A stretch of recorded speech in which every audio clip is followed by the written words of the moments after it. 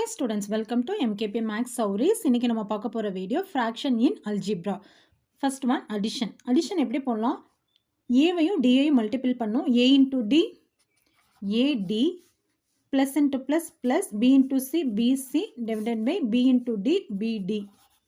ஓகேங்களா? Next subtraction. A into D, AD, plus into minus, minus, B into C, BC, divided by B into D, BD. ஓகேங்களா? Third one multiplications. Multiplication numerator multiple பண்ணும், denominator multiple பண்ணும். So A into C, AC, divided by B into D, BD. Last one division. Division first fractions அப்படியே எழுதிக்கணும். A by B.